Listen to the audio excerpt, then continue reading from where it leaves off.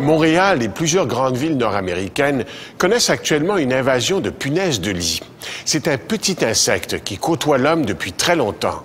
La punaise peut être une véritable nuisance. Dans certains cas, ça vire au cauchemar. Ils sont sortis des murs, c'est clair qu'il y a plusieurs générations ici. Ici, j'en ai déjà. Elle se cache partout. La débusquer n'est pas facile. Il faut bien la connaître. Ici, j'en ai. J'ai des adultes ici. C'est la punaise des lits. Harold Levy est entomologue, mais aussi un spécialiste du contrôle parasitaire. Ici, j'ai de tout. Des appartements comme celui-ci, envahis par la punaise, il en voit toutes les semaines. C'est un insecte qui a appris à se défendre d'une façon incroyable. Elle fait la morte quand on la voit, elle se cache très, très bien. Elle pond à peu près n'importe où, elle pond à plusieurs endroits, ce qui fait qu'elle est très difficile à détecter. Pour qu'on puisse faire un travail contre les punaises qui est bien fait, il faut vraiment avoir beaucoup de rigueur. Je suis à peu près sûr qu'on va avoir de l'action un peu là. Ici, il y en a beaucoup. Dans le cas des punaises, notre travail prend tout son sens parce qu'un problème de punaise, c'est un problème humain absolument incroyable. Les gens où on travaille pour le problème des punaises, où on règle les problèmes de punaises, sont souvent des gens qui sont carrément au désespoir.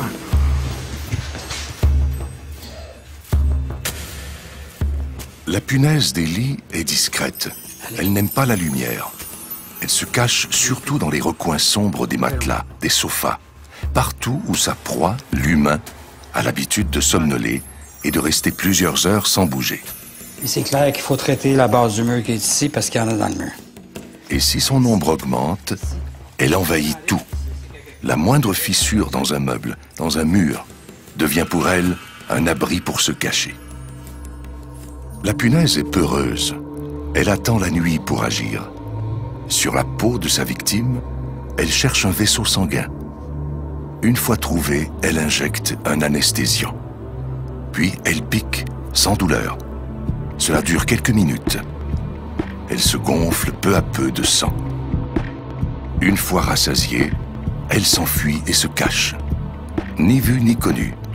Le crime parfait. L'animal peut passer 1 an sans manger, attendant son heure. Sa reproduction est exponentielle. Ici, des punaises ont trouvé refuge dans le pli d'un drap. On y retrouve des adultes, des jeunes, des œufs. C'est plutôt rare, car l'animal est solitaire. Dans la majorité des cas, les punaises, elles sont rentrées une par une. Au début, les gens s'en rendent peu compte parce qu'il rentrait 1 ou 2 punaises. Et finalement, ils vont pondre de 2 à 5 œufs par jour. Ça, au départ, ça part tranquillement. Ça se développe très peu rapidement.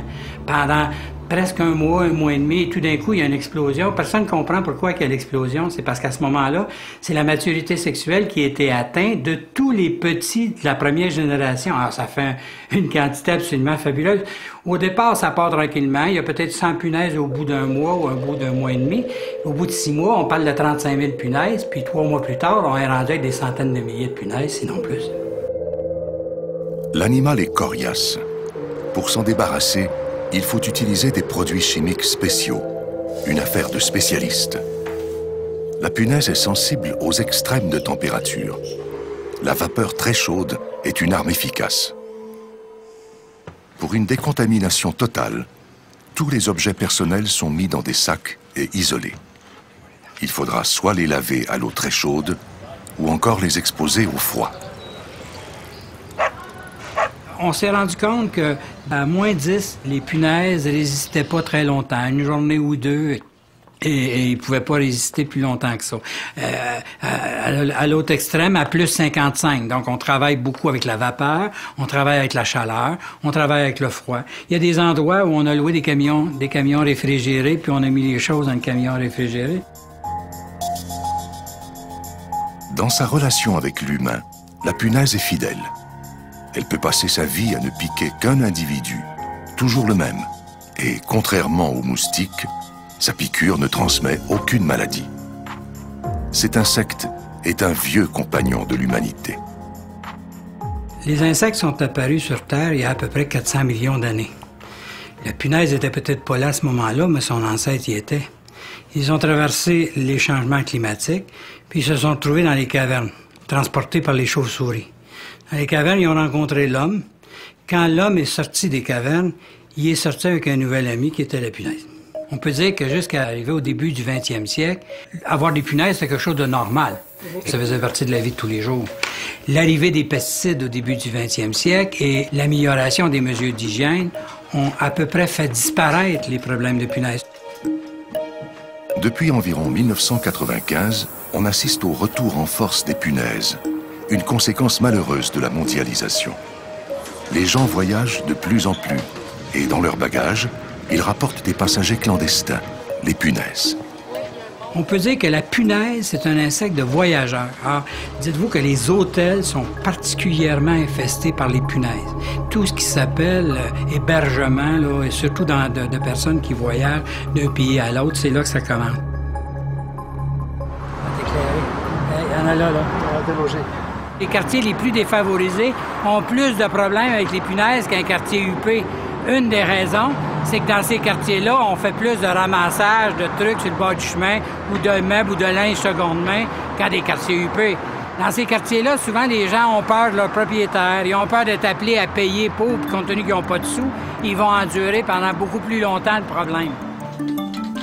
La punaise a même fini par inquiéter la santé publique.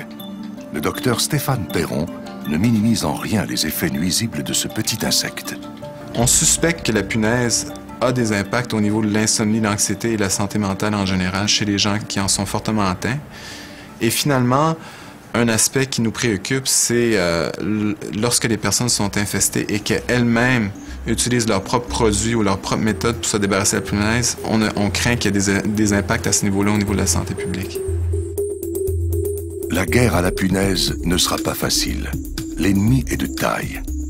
À moins d'une action commune des pouvoirs publics, la punaise est là pour rester.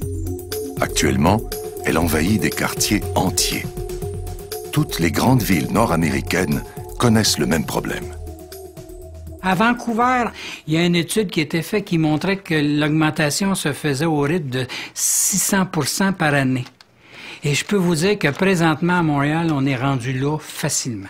6 à 700% par année d'augmentation, c'est quelque chose qui ressemble à la réalité. L'une des armes de la punaise, c'est la honte qu'elle suscite chez ses victimes. On n'ose pas en parler. On préfère ne rien dire. On endure. Il ne faut pas avoir honte d'avoir des punaises.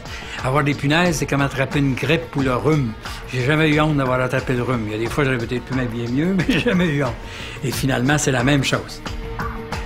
En attendant que les pouvoirs publics prennent les punaises au sérieux, ces petits insectes auront la belle vie.